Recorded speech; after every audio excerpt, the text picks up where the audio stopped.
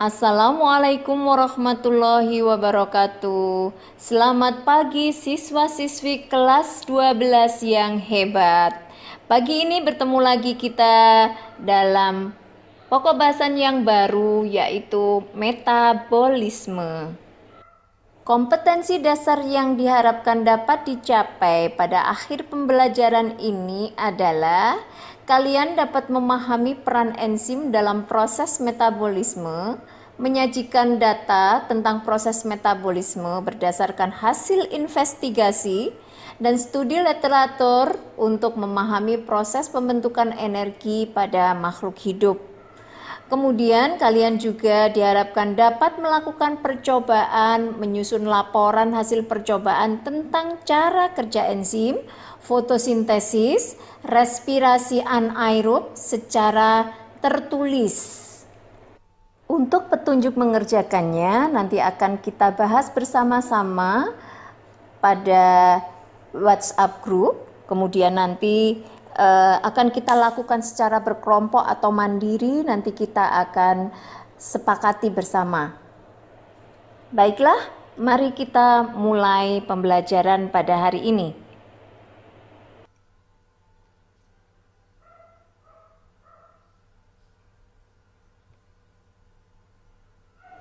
Baiklah, persiapkan diri kalian untuk menerima penjelasan. Siapkanlah alat tulis menulis untuk mencatat segala hal yang perlu ditanyakan.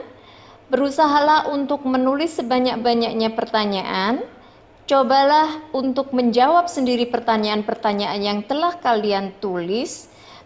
Kemudian temukan pertanyaan-pertanyaan tantangan yang harus kalian pecahkan, atau jika kalian tidak dapat memecahkannya, silahkan kirimkan pertanyaan kalian melalui WhatsApp group. Kita mulai dengan arti dan pengertian metabolisme. Metabolisme dalam bahasa Yunani berasal dari kata metabolismos yang artinya perubahan. Secara bebas, metabolisme dapat diartikan sebagai semua proses kimia yang terjadi di dalam tubuh organisme. Dalam hal ini terjadinya di dalam sel. Ada 3 jenis metabolisme, yaitu metabolisme konversi bahan anorganik menjadi bahan organik, kemudian metabolisme yang menyangkut konversi makanan menjadi energi yang kemudian akan digunakan untuk menjalankan proses seluler. Dan kemudian yang ketiga adalah konversi makanan atau bahan bakar untuk menjadi bahan yang lain, seperti konversi lipid menjadi protein, protein menjadi lipid, karbohidrat menjadi lipid, atau lipid menjadi karbohidrat, dan sebaliknya. Semua proses metabolisme yang terjadi di dalam sel dikatalisis oleh enzim.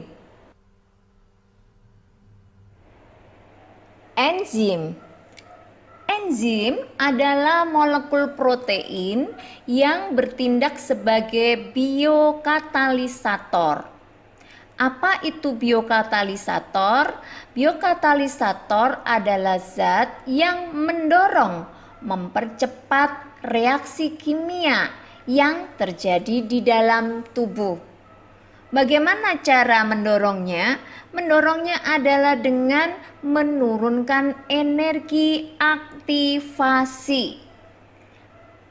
Apakah energi aktivasi? Energi aktivasi adalah energi minimal yang dibutuhkan oleh suatu reaksi kimia untuk memulai proses reaksi kimia. Mari kita cermati grafik pada tayangan ini. Perhatikanlah ada garis merah. dan garis hitam. Kita bisa ibaratkan grafik ini sebuah gunung yang harus didaki. Ada gunung merah dan gunung hitam. Coba kalian bayangkan, untuk bisa sampai di puncak gunung merah, kita harus membutuhkan energi yang sangat tinggi dibandingkan dengan gunung yang hitam. Nah, itulah perbandingan antara reaksi yang menggunakan enzim dan reaksi yang tidak menggunakan enzim. Reaksi yang tidak menggunakan enzim membutuhkan energi yang lebih tinggi. Diibaratkan gunung yang merah itu, kita harus memiliki sejumlah besar energi untuk memulai terjadinya reaksi. Tetapi jika di dalam proses itu ditambahkan enzim, maka energi aktivasi atau energi yang dibutuhkan untuk memulai terjadinya reaksi menjadi lebih rendah. Nah, demikianlah cara enzim membantu mendorong proses reaksi kimia di dalam sel. Ya, pada bagian ini kita akan mempelajari tentang struktur enzim. Karena dengan mengetahui bagaimana struktur enzim, kita dapat mempelajari bagaimana cara enzim bekerja. Enzim tersusun atas senyawa protein, sehingga segala zat kimia yang dapat mempengaruhi struktur protein akan mempengaruhi kerja enzim. Misalnya, suhu yang tinggi akan mengakibatkan protein mengalami koagulasi, dan ini akan mempengaruhi efektivitas kerja enzim. Demikian juga dengan derajat keasaman, akan sangat mempengaruhi efektivitas kerja enzim. Secara kimiawi, enzim tersusun atas dua bagian, yaitu bagian yang merupakan senyawa protein dan bagian yang bukan senyawa protein. Bagian yang terdiri dari senyawa protein sering disebut sebagai apoenzim, merupakan bagian enzim yang aktif. Nah, ini mudah berubah dipengaruhi oleh lingkungan, misalnya saja suhu dan pH. Bagian non-protein biasa dikenal dengan gugus prostetik. Ada dua gugus prostetik yang disebut dengan kofaktor, terdiri dari unsur logam dan molekul anorganik seperti Fe2+, Mn2+, Mg2+, dan Na+. Sedangkan gugus prostetik yang merupakan bahan organik tetapi bukan protein adalah vitamin B, NADH, FADH2. Nah, ini disebut dengan koenzim. Gabungan antara apoenzim dengan gugus prostetik ini biasanya disebut dengan holoenzim atau enzim yang lengkap. Jadi, kalau apoenzim sendiri itu masih tidak aktif. Kemudian koenzim sendiri juga tidak aktif. Kalau mereka bergabung, baru mereka disebut dengan enzim yang lengkap dan siap untuk mengkatalisis reaksi kimia. Silakan perhatikan gambar struktur enzim.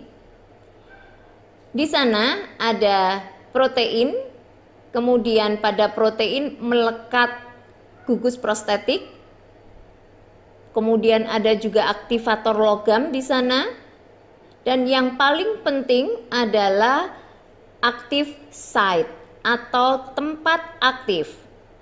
Setiap enzim memiliki active site. Active site adalah tempat di mana substrat akan melekatkan diri.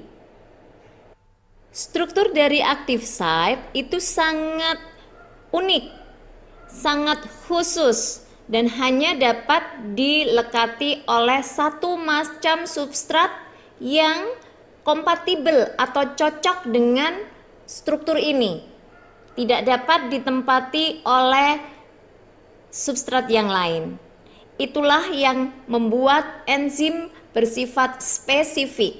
Satu enzim hanya akan bekerja pada satu macam substrat.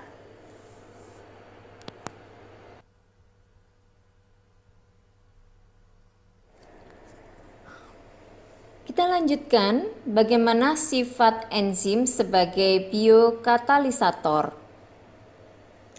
Yang pertama adalah mempercepat jalannya reaksi kimia tanpa ikut bereaksi, sehingga dapat digunakan berulang-ulang dan dibutuhkan dalam jumlah yang sedikit atau kecil.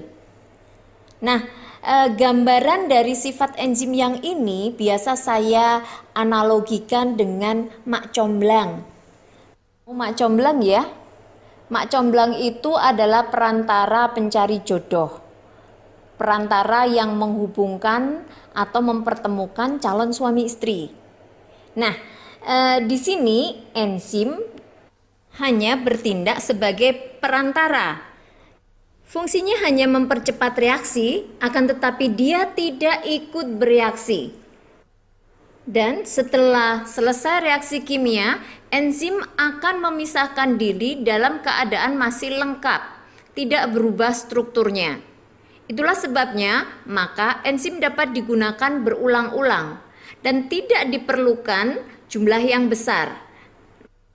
Maka tepat sekali kalau dianalogikan sebagai seorang mak comblang yang mempercepat proses perkenalan antara dua insan yang mungkin sudah saling jatuh cinta tapi sulit untuk saling memperkenalkan diri karena sama-sama malu. Nah, mak comblang mempercepat proses perkenalan, dan ketika keduanya berproses untuk menuju ke pelaminan sampai kemudian menghasilkan produk, mak comblang tidak ikut campur dalam urusan rumah tangga pasangan itu. Dan mak comblang dapat bertugas kembali untuk menjadi perantara pada pasangan yang lain. Sifat selanjutnya adalah sifat enzim yang berhubungan dengan struktur penyusunnya atau bahan kimia penyusunnya. Enzim tersusun atas protein, sehingga sifat dari protein akan tetap melekat pada enzim. Misalnya termolabil. Termolabil artinya enzim akan rusak apabila terkena suhu yang tinggi. Selanjutnya adalah enzim, ada yang endoenzim, ada yang ektoenzim. Endoenzim artinya bekerja di dalam sel. Sedangkan ektoenzim adalah bekerja di luar sel.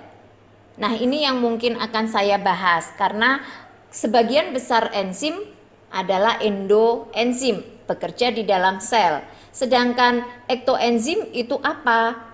Contoh dari ektoenzim adalah enzim yang dikeluarkan oleh jamur ketika dia harus hidup di substrat. Substrat jamur ini adalah bahan organik, sampah. Nah, jamur akan dapat hidup apabila dia dapat memanfaatkan sampah yang ada di sekitarnya. Untuk bisa memanfaatkan sampah, maka jamur akan mengeluarkan enzim pencerna. Misalnya saja enzim golongan karbohidrase yang akan memecahkan karbohidrat menjadi glukosa. Nah, selanjutnya glukosa hasil pencernaan enzim yang dilakukan di luar sel itu akan diserap masuk ke dalam sel jamur.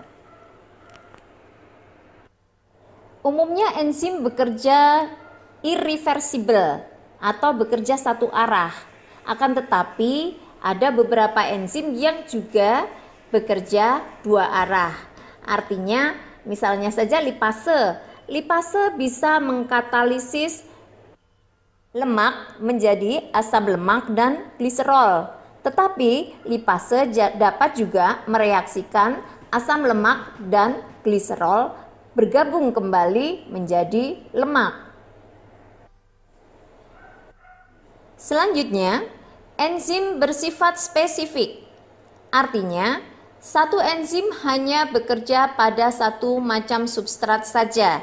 Dan ini sudah dijelaskan tadi, disebabkan karena bagian aktif enzim ini bersifat atau bentuknya sangat khusus dan hanya cocok atau kompatibel pada substrat tertentu saja. Ya, sifat yang terakhir adalah bahwa enzim hanya dapat bekerja jika ada zat non-protein atau tambahan yang disebut dengan kofaktor.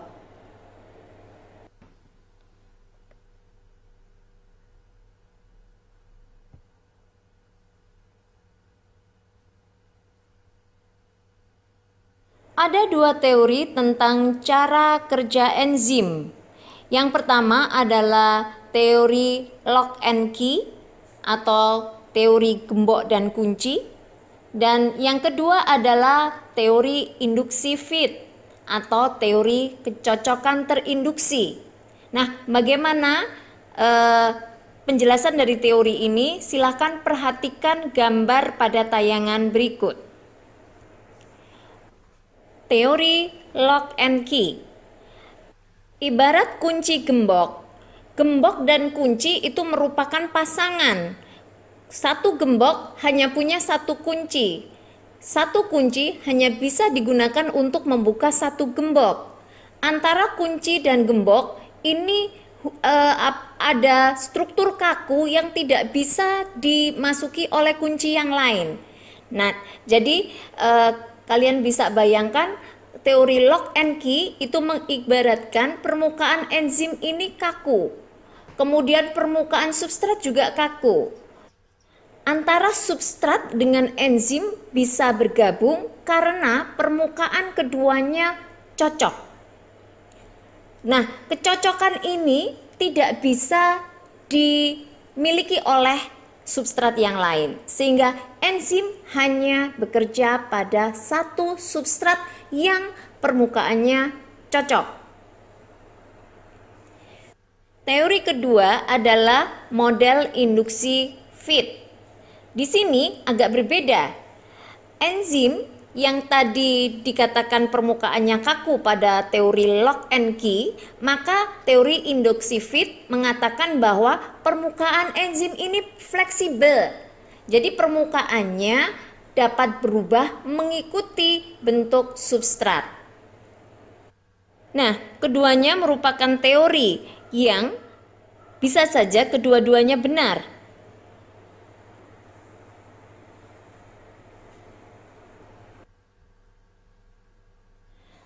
Faktor-faktor yang mempengaruhi kerja enzim. Beberapa faktor yang mempengaruhi efektivitas kerja enzim di sini adalah suhu, pH, konsentrasi substrat, konsentrasi enzim, aktivator, dan inhibitor. Perhatikan grafik pada tayangan berikut. Grafik yang pertama menunjukkan hubungan antara kecepatan reaksi yang dikatalisis oleh enzim yang dipengaruhi oleh suhu. Grafik menunjukkan kecepatan reaksi pada berbagai variasi suhu, mulai dari 10 derajat Celcius sampai 60 derajat Celcius. Perhatikanlah, kurva mencapai puncak pada suhu 40 derajat Celcius. Suhu terendah di sini adalah 10 derajat Celcius, menunjukkan kecepatan reaksi yang rendah. Apabila suhu ditingkatkan, maka kecepatan reaksi juga ikut meningkat, mencapai puncaknya pada suhu 40 derajat Celcius. Selanjutnya, kecepatan reaksi terus berkurang ketika suhu terus dinaikkan. Enzim dapat bekerja dengan baik pada suhu optimal yang berkisar pada suhu tubuh. Sebagian besar organisme homoioterm seperti pada mamalia, suhu optimalnya berkisar 36 sampai 38 derajat Celcius. Jika suhu tubuh kita meningkat, menunjukkan kita sedang sakit. Sel-sel di dalam tubuh kita sedang melakukan aktivitas yang tinggi untuk membunuh bibit-bibit penyakit. Untuk bisa bekerja dengan lebih efektif, memang dibutuhkan suhu yang lebih tinggi dari suhu normal. Itulah sebabnya pada saat kita sakit, tubuh kita menjadi demam. Suhu tubuh yang meningkat itu bermanfaat untuk membantu kerja enzim agar lebih cepat. Akan tetapi, jika suhu ini tidak dikendalikan, ini akan sangat berbahaya karena dapat mengakibatkan enzim berhenti bekerja karena rusak atau koagulasi. Selanjutnya adalah faktor pH. Pada grafik yang kedua, ada 3 macam enzim yang bekerja pada spektrum pH yang berbeda. Di sini terlihat pepsin bekerja efektif pada kondisi asam. Kemudian petialin bekerja efektif pada kondisi netral. Dan tripsin bekerja pada kondisi basa. Dapat disimpulkan di sini bahwa setiap enzim membutuhkan pH tertentu untuk dapat bekerja dengan baik. Sebagaimana kita tahu, pepsin adalah enzim yang diproduksi oleh lambung. Lambung cairannya bersifat asam. Sedangkan petialin dihasilkan oleh kelenjar saliva atau kelenjar ludah yang pH-nya netral. Sedangkan tripsin diproduksi di usus 12 jari dan usus halus, di mana di sana pH-nya basa. Pertanyaannya adalah, dapatkah enzim petialin bekerja pada pH asam? Atau dapatkah enzim tripsin bekerja dengan baik pada situasi asam atau netral?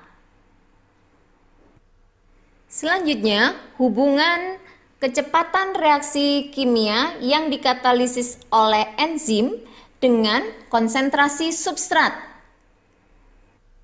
Lihatlah grafik berikut ini dan cobalah untuk mendeskripsikan dengan kalimat Anda sendiri bagaimanakah hubungan antara kecepatan reaksi yang dikatalisis oleh enzim dengan penambahan konsentrasi substrat. Kemudian, bagaimanakah hubungan kecepatan reaksi yang dikatalisis oleh enzim dengan penambahan konsentrasi enzim? Tulislah di dalam laporan tugas kalian.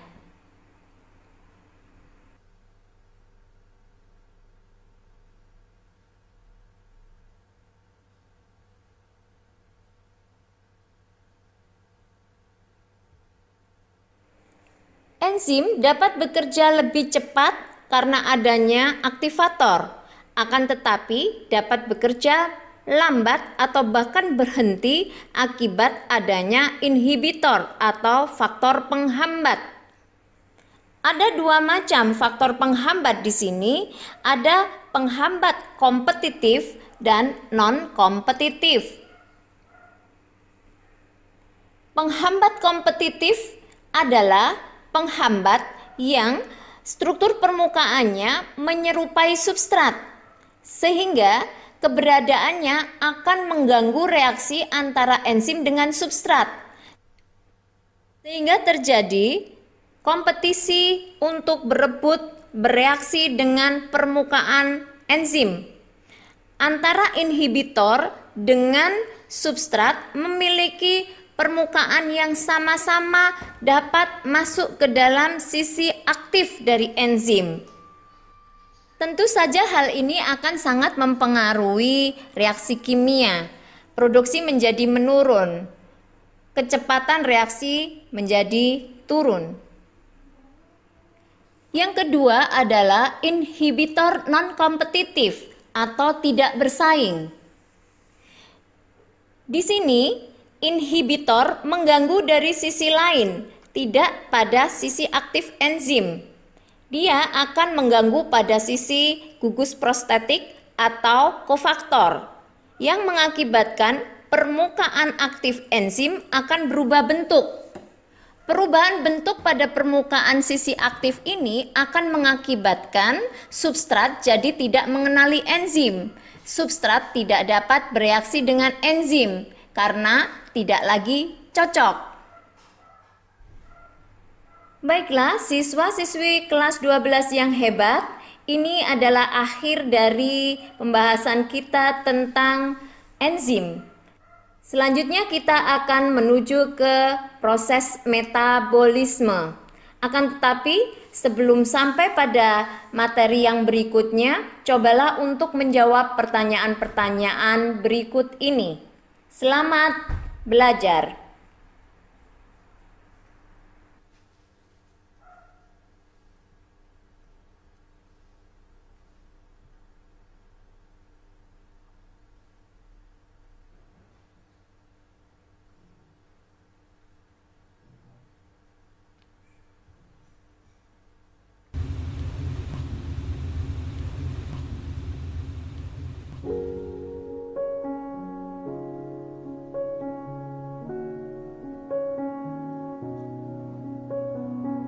I'm going under, and this time I fear there's no one to save me. This all or nothing really got a way of driving me crazy. I need somebody to heal, somebody to know, somebody to have, somebody to hold. It's easy to say, but it's never the same. I guess I could.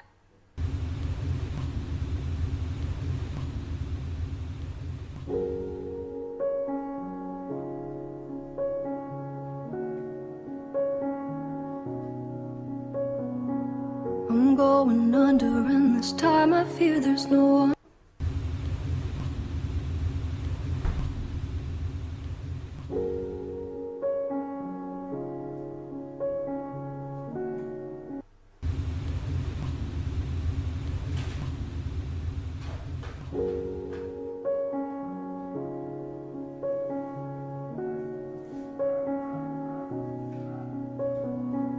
I'm going under, and this time I fear there's no one to save me. This all or nothing really got a way of driving me crazy. I need somebody to heal, somebody to know, somebody to have, somebody to hold. It's easy to say, but it's never.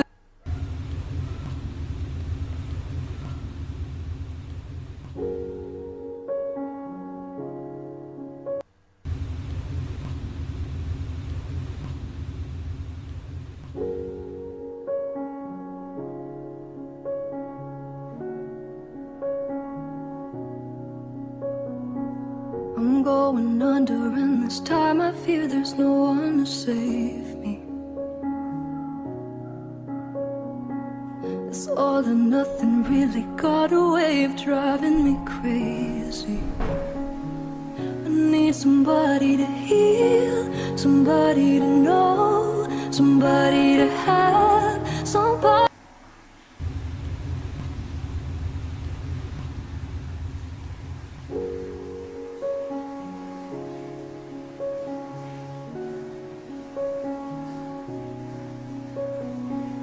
I'm going under, and this time I fear there's no one to save me.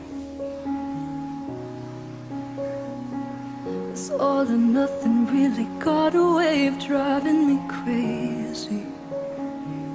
I need somebody to heal, somebody to know, somebody to have.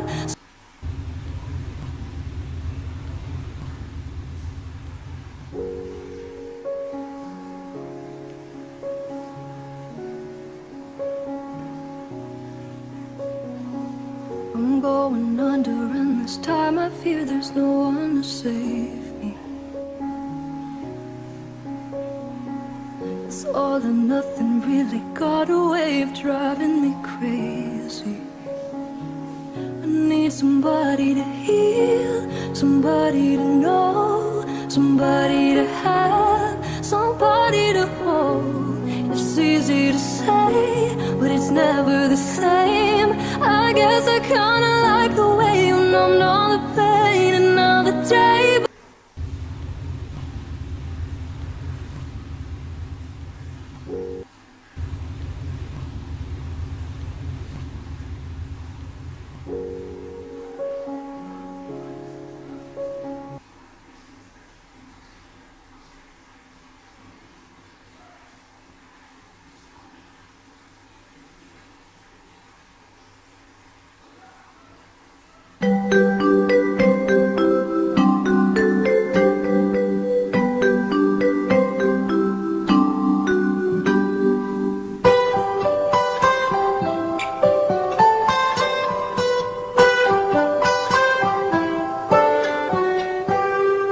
Pagiku cerahku, matahari bersinar, ku gendong tas merahku di pundak. Selamat pagi.